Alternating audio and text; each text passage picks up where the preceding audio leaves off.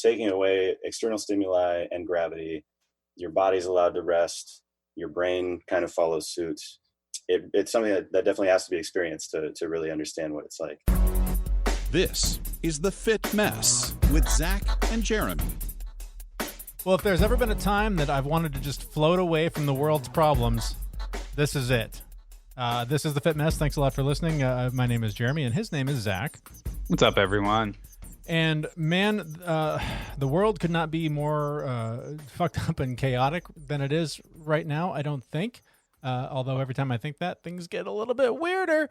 So in a few minutes, we are going to talk with somebody about a tool that has existed for a long time, but is new to me. It's called floating, and it's literally getting in a large tank filled with very, very salty water and floating. And it is an incredibly relaxing, very peaceful, very quiet, if that is something you're looking for. It is all of those things and more. So we'll talk about all that in just a little bit. But Zach, I don't know about you, but I know on this end of the country, stress is peaking. I'm just eating like a garbage dumpster, even though I am still working out every day. But I don't want this to just be a bitch session, but there's some steam that needs to be blown off. So let's check in with you. What's going on in your part of the world? Yeah. So on top of everything that's going on, right, my house is just kind of falling apart around me, which is interesting. It's a relatively new house, but things are just breaking that require and not the little things, right? Like bringing a plumber, put a new faucet on or something like that. No, we're talking thousands and thousands of dollars worth of potentially permanent damage to the house if it's not fixed right. So that's bubbling. We've got riots going on. We've got this pandemic, if anyone still remembers that. Right. Yeah, and I had to go to the grocery store today, so I'm at my max right now. So it's I've been looking for all kinds of escape. One of the biggest ones has been the refrigerator in the pantry.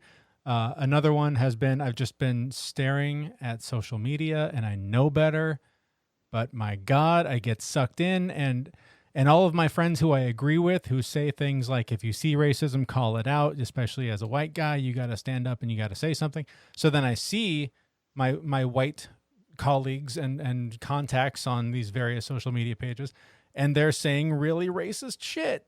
And so then I call it out, and then it turns into this debate, and it gets ugly because nobody who thinks like that wants to have a rational conversation about why hate is wrong. So it just gets so toxic, and it just it drains whatever is left after just being aware of what's going on in the world and feeling helpless and feeling like you can't do anything to help. And, and things like you're talking about, like going to the store. We went to Target the other day, and for the most part, people were masked. There were several that were not. And you just look at them and think, do you not know what's happening in the world? Like, how selfish are you that you can't put on a piece of paper for the 25 minutes you're going to be in here to make everyone else feel a little better and to not make this last longer? Right. And not to cause a scene. I think the worst part that I was at Target too, and I saw a family, husband, wife, and a I don't know, 4 or 5-year-old girl. They were all wearing masks, but they had them all down around their neck, not over their face. Yeah. I was like, just put the fucking things on. So put the things on, but also the people that have them on, but then take them off to talk and then put it back on and take it off to talk. Or, they go over and they're waiting in line at the bathroom. So while they're waiting, they let it dangle from their ear. Or the employee who's there, directing traffic to make sure that everyone stays far enough apart, but he's got it down under his nose. Yeah. So it's like, you might as well not wear it. Just, you're not doing it right. Stop doing that. Yeah. I'm very frustrated. I'm frustrated with the world. I'm frustrated with people willingly making things worse because of selfish behavior. Like, I don't know. I don't want to get on a soapbox. That's not what we're here to do. But it's just the stress is overwhelming right now. Well, it is our show. I mean, we can get on a soapbox every now and again. That's true. So as I mentioned, I've been looking all over for different kinds of escape, and one of the things that has kept me sane has been, we talked to Sean T several weeks ago about his 60-day challenge. I'm still doing it. I'm still in it. I think I'm I think I missed a day, so I've got a day to make up this weekend. But for the most part, getting in that 30 to 45 minute, maybe hour, depending on the program, of just busting my ass every day has been a huge release valve. But that's kind of been it. It's been very difficult. Work has been very demanding. So I'm looking for ways to escape. And another thing I'm doing, tons of TV at night, turning on the Netflix. And I'm pretty sure you've watched this also, but Space Force has been just such a huge relief to be able to laugh at that nonsense. Oh, it's been great. I don't quite. I mean, I think I do understand the bad reviews that it got, because I think the people were expecting it to be Michael Scott from The Office, right? And it's totally not. Like, he's a relatively competent person who has one-liners and zingers that are awesome. Right. So yeah, things like that, and I've been watching Queer Eye and that kind of stuff just to escape a little bit. So I don't know, man. I just feel just like again, the world is in chaos, and even this conversation, I feel like we're all over the place right now. Well, we kind of are. I mean, society is all over the place, right? I mean, we're a good representation of what's going on in the world right now. And, this show is all about, two common average guys, right? And we're all over the place, just like everyone else. But fortunately, we do the show, and we do get the benefit of bringing on an expert to talk to us about things that we can do to help with that chaos. Yeah, and one of those things, as we mentioned at the beginning of the show, is floating. If you are privileged enough to have access to one of these places here in Seattle, there are several, and we talked to Andrew Loppnow. He's one of the owners of Float Seattle.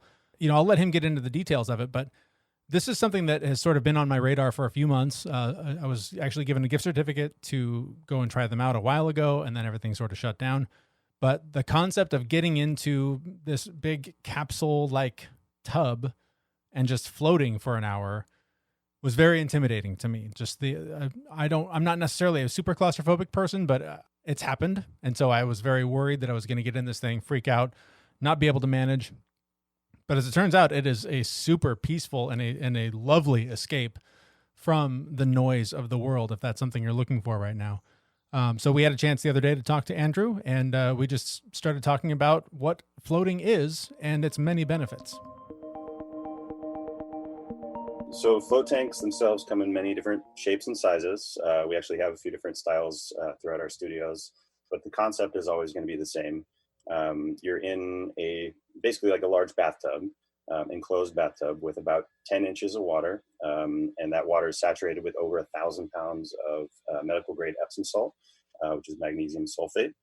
And so that density in the water is what allows you to perfectly float, essentially on top of the water. And then the environment is also controlled for sound, for light, and temperature. Usually there's a little guiding light inside, so it's not pitch black when you get in, but once you get in, you turn the light off.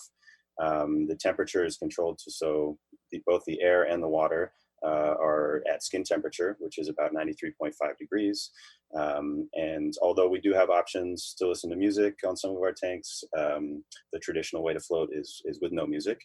And basically what happens, some people, there's that worry of with nothing in there, with nothing to do, I'm going to go crazy. But actually what happens is, without all that external stimuli, right now, I'm looking at you guys, I'm sitting on a bench, there's smells, there's all these different things that our body, even if we're not consciously thinking about it, our body and our brain are constantly processing all this stuff. So once you get into an environment where all of that is taken away, what happens is you're allowed to kind of downregulate your nervous system, and this happens automatically. And you're allowed to rest in a way that's very profound and unlike anywhere else, in your daily life. Even when you're laying in bed going to sleep, you're still feeling the effects of gravity. And I should say that's honestly one of the biggest parts of this. Getting away from gravity that's working on us all day. Your head that's on top of your body, that's a bowling ball in and of itself, and so taking away external stimuli and gravity, your body's allowed to rest, your brain kind of follows suit. It's something that definitely has to be experienced to really understand what it's like.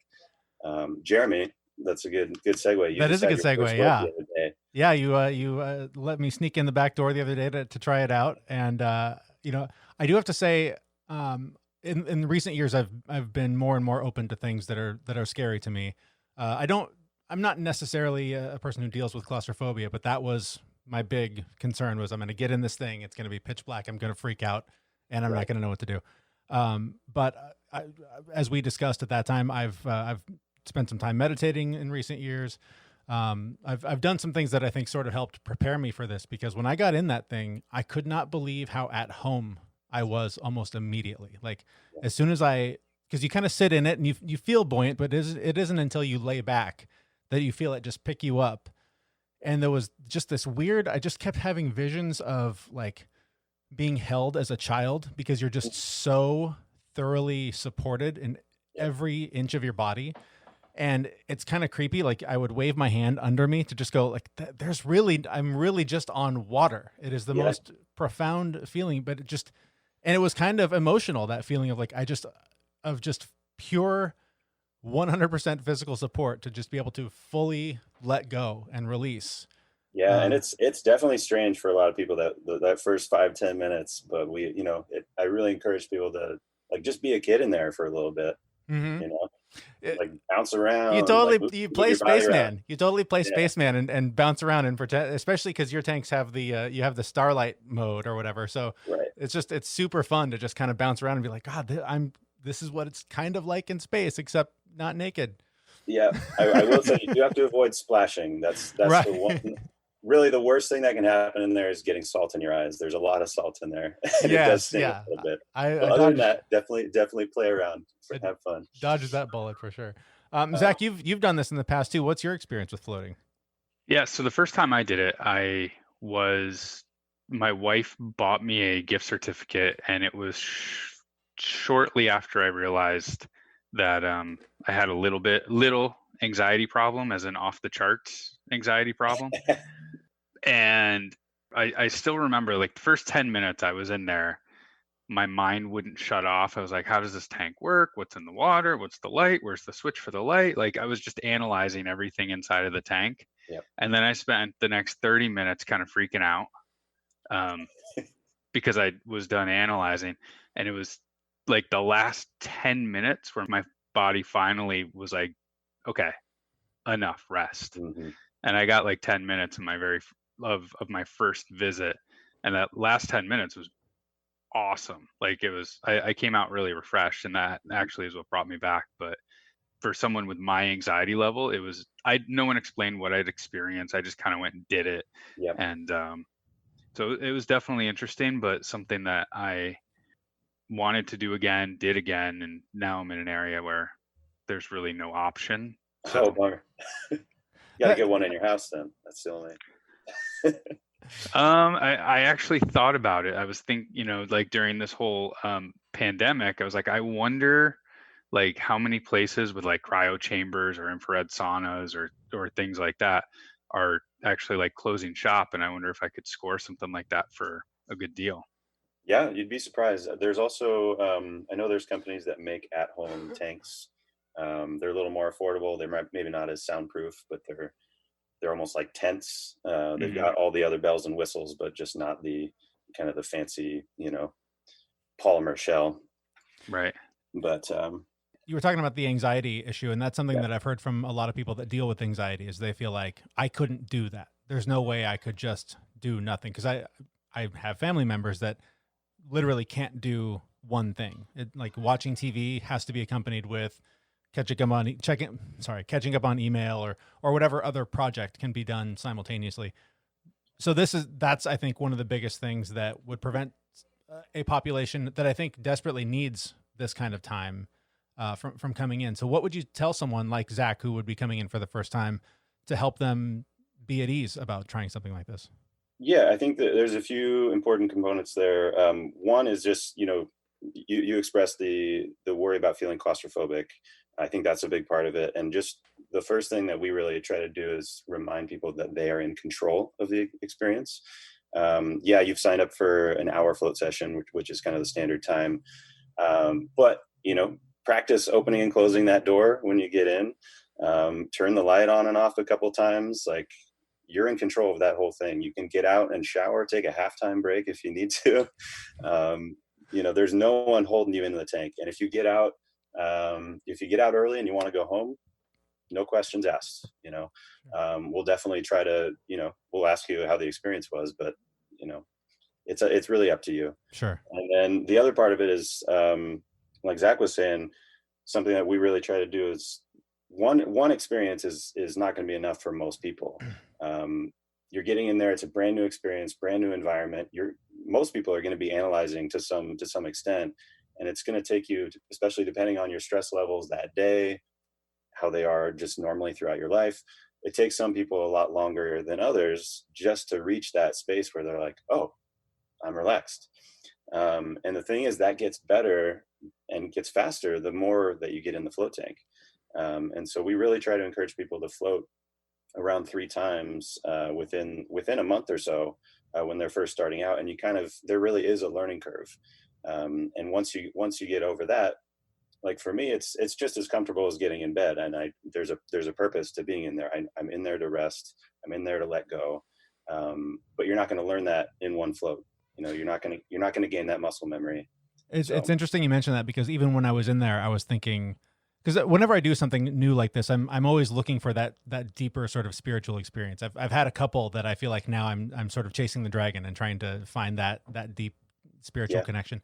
And so whenever I do something like this, I'm always hoping that it's going to open this door to, like, wow, I got there again. It opened that door to me. And I didn't quite get there this time, but I could tell that I could. Yeah. It's just like you're saying. I was feeling like if I did this a few more times, I feel like I could get into a space where I could do some real deep, like, inner work. Absolutely. If you know what that means. And just to get in again, I'm no expert, but I love this stuff. I nerd out on it all the time. But a lot of the really cool science that is coming out around floating is actually similar to stuff that they're learning about psychedelics. And the space that you get into, especially with some more practice in the float tank, again, just same as the breath work, which we can get into as well. These are two modalities that not using any substances that you can get to some similar places. But are you guys familiar with the default mode network in the brain? A little bit. Let's talk about it. So they've figured out that there are these parts of the brain that work together that are essentially, the scientific, comparison to what we call the ego. And it's the part of the brain that is constantly ruminating, creating stories. It's going back and forth between past and future, ruminating on the past, planning for the future. Funny enough, that's also where we get anxiety and stress. It's these, I've heard this term before that I love. These are diseases of time travel. Constantly going back and forth between the past and the future. And meditation, breath work, psychedelics in a lot of ways, but especially the float tank, it's a very gentle way to get into the space where the default mode network naturally starts to power down, and your subconscious is allowed to kind of come out and play. It's a similar state you can get into when you're dreaming as well. And so this is a space where you can basically turn off all these automatic, patterns that run all the time, these programs, and allow yourself to start making new connections. Another analogy that I love is like, you snowboard or ski down a hill, you keep going down the same spot, you're gonna make these grooves. And so if you develop these practices where you're turning off the default mode network, essentially you're putting fresh snow onto those tracks. And then the next time you go down, you have the freedom to create new behaviors, new thought patterns, etc. And again, that's my, very rudimentary way of explaining it. Sure. But, hopefully that kind of makes sense. Yeah, definitely. The way I like to see it is you're getting into these spaces with meditation and floating, where you're cultivating space inside of you, and you're cultivating space so that you have more freedom to respond instead of react to situations, and just be able to think more clearly instead of just instead of just reacting as life comes your way. I know for me, that's what I got into the tank wanting to find. And I was totally blown away at the physical effect that I felt. And when you were guiding me through sort of how this was going to work, and you mentioned putting my arms up over my head, I typically have some shoulder pain. And I thought, oh, that's not going to work for me. That's going to hurt. But it was amazing. Again, that just pure support made that the most comfortable position. But you also mentioned how it was going to open up my spine and kind of let that relax. And it was the weirdest feeling to be floating totally weightless. And I could feel that opening up in my spine. And it almost felt like my back was being massaged by floating on the water. And when I got out of there, I had like really no subtle pain. traction. It kind of helps everything decompress. And again, you like just laying in bed, that's not going to happen. You need that support. You need all of those little muscles along your spine are finally able to let go in a way that is just not possible with gravity. So yeah. Are there other physical effects that people could experience that haven't tried this before? Absolutely. So the two main physical components would be the relief from gravity, which does a lot for your spine, but also your joints, your neck, etc. But the Epsom salt itself is a natural anti-inflammatory. And so you probably heard of, athletes take Epsom salt baths all the time. It's good for your skin as well. But especially if you've just done a hard workout, or if you're injured, if you've just got achy joints and muscles, just taking an Epsom salt bath is going to do wonders for you. But there's 1,000 pounds in these float tanks, so yeah, I do very noticeable effect. I do Epsom salt baths pretty frequently, and definitely super helpful. But like, the tub that I have, I can't really get my whole body in there for the most part. So I do remember that the last time I floated was, hey, I'm getting one of these baths, but I mean, it's covering a good majority of my body, and it's 10 times more powerful than what I could do at home. Yep. Yeah, the one thing I wish my knees could be underwater, because my knees are giving the most trouble. So totally, it's just got to take a bath at home for that. But so you guys are about to open up after a couple months of being closed from the coronavirus pandemic. I would imagine that's a huge relief for you, obviously, but also you're inviting people into a kind of an intimate space. So what do people need to know to feel safe and put them at ease that they're not going to get sick from trying this experience? Absolutely. I think we're a lot, we're very well positioned compared to a lot of other businesses, just by nature of the flow of people coming in and out already. Our studios are big enough where there's essentially social distancing built in. You're not going to be, super close like you are at a grocery store or anything. There's at most, there's going to be 4 to 6 people here at a time. So as far as the social distancing, we've got that covered. We had already ramped up our cleaning protocols. We spray down. This was before we closed down. We're spraying down every touch point in the building, from the lobby to the rooms to the tea area, the bathrooms. We've also got these fancy UV wands that we're excited to play with. But the float tanks themselves, the float rooms, I think is the most important thing. And we have the most high-tech filtration systems you can possibly get for a float tank. They've got 1 micron filter bags that catches everything from skin cells to dirt to hair, all the things you don't want to think about that are in a float tank. It takes care of that. But also it's going to run through a UV filter, and ozone and hydrogen peroxide are both pumped into the tanks in between every float for 15 minutes. And so that's enough to kill any virus, bacteria, microorganisms. And so we upgraded our Green Lake studio, and that was the last studio that needed that upgrade. And so we're fully confident in the float tanks themselves, in being virus free and safe for everyone to use. So nice. So the worst thing I'm going to find in there is what's going on in my head. Exactly. Right? Exactly. That's awesome. And I'm sure it's not that bad. You don't know me very well. So.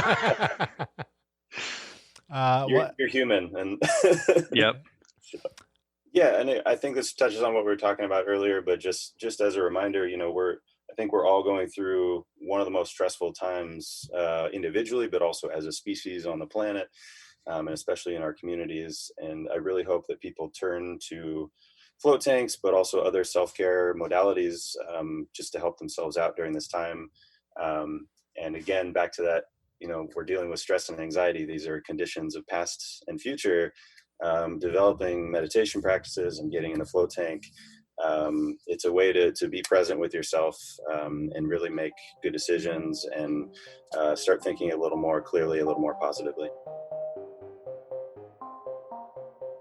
Our thanks to our guest, Andrew Loppnow. He's one of the co-owners of Float Seattle, and they have a number of locations around the Seattle area.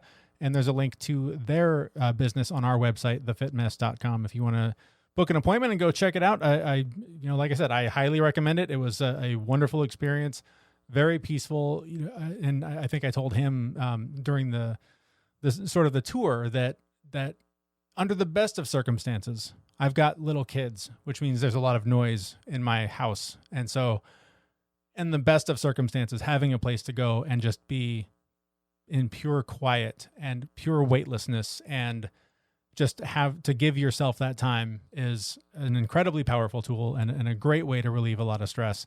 So given the fact that these are not the best of circumstances, if you have the means, I highly recommend getting into one of these tanks and trying it out. And you've done this in the past yourself. Yeah, I've done it a few times. And just so everyone knows, these are not unique to Seattle. They're all over the place. There's a couple places here in Albany. But wherever you live, there's probably one close by. So just do a quick search. I will, as I said in the interview, like if you have bad anxiety, it's tough to actually get comfortable with it, right? Because for me anyway, being quiet and being, turning off all of my senses, well, then I can just hear my heartbeat. And anxiety attack goes into full bore. So like it's, you can have a little bit of a struggle with it if you have a lot of anxiety, but once you get past it, it took me a few tries to go. Once I got past it, it was like, this is actually pretty amazing. Nothing is in here. You don't bring anything with you. You can dismiss your thoughts at some point. It's wonderful. And I run the other way, but even with a more depressed point of view, as I mentioned in the interview, I went in there looking for some sort of a spiritual connection, some sort of, chasing that dragon of those experiences I've had in the past. And so that was where my mind kept going was, when do I get that? When do I feel that? Am I going to fall asleep? And is it going to be some crazy dream? So that was where my mind was going. It wasn't so much dealing with the stress that I brought into it or any of the other things. It was just this sense of like, okay, what's going to happen here? This is going to be great. When does that thing happen? And then the music chimes in and you're like, oh, I got to get out now? Oh, that sucks. All right. Yeah, see, I had the complete opposite, right? So I got in and was like, okay, what happens if I fall asleep? If I fall asleep and I roll over, can I really drown in 10 inches of water? I think the salty taste would wake you up pretty quickly. I would certainly hope so. But of course, I imagined all the worst case scenarios like, oh, what happens if the power goes out while I'm in here? Am I going to be locked in here? What? Right. Can anyone hear me scream? Just everything. So if I can't hear anything, how are they going to hear me? Exactly. Anyways, so there you go. Check it out. There's a link on our website to Float Seattle. But again, if you're not in the Seattle area, I'm sure you can find one, hopefully, somewhere nearby where you live.